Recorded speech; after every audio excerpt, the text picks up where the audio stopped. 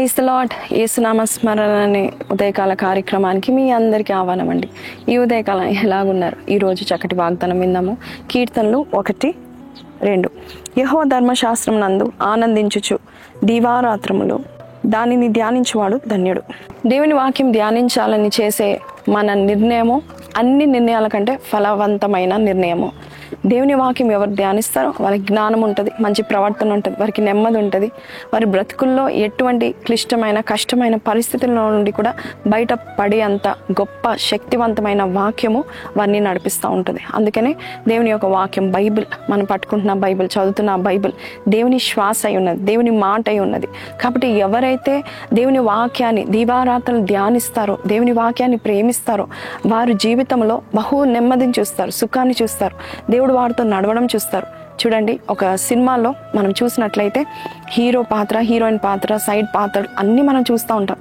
కానీ వెనకాలో డైరెక్టర్ లేక script writer మనం చూస్తూ ఉంటాం. ఆ స్క్రిప్ట్ రైటర్ ఎలాగ రాస్తాడో, ఆ డైరెక్టర్ ఎలాగ డైరెక్ట్ చేస్తాడో అలాగా ఆ పాత్రలు డైరెక్ట్ అవుతూ ఉంటాయి. అలాగే దేవుడు కూడా దేవుని వాక్యం చదివే వారిని దేవుడు డైరెక్ట్ చేస్తాడు.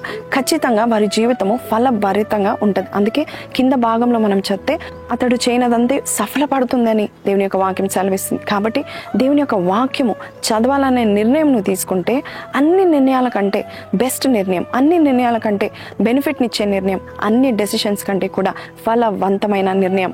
కాబట్టి ఈరోజు వాక్యాలను చదవండి, వాగ్దానాలను ఎత్తిపట్టుకొని ప్రార్థన చేయండి. దేవుని యొక్క వాక్యం దేవుని శ్వాస అయి ఉంది. ప్రార్థన చేస్తూ ప్రతిరోజు వాక్యం చదవండి. ఎంతో చక్కని ప్రవర్తనతో, ఎంతో జ్ఞానయుక్తంగా, ఎంతో లాభకరమైన మార్గంలో మీరు ఉంటారు. కళ్ళు మూసుకుందామా, ప్రార్థన చేద్దాం.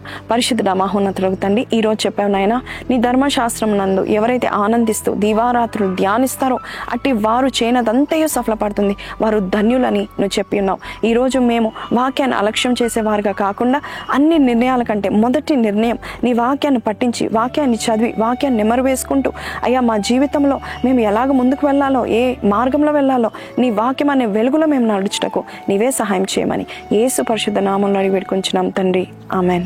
సో ప్రైజ్ లార్డ్ అండి.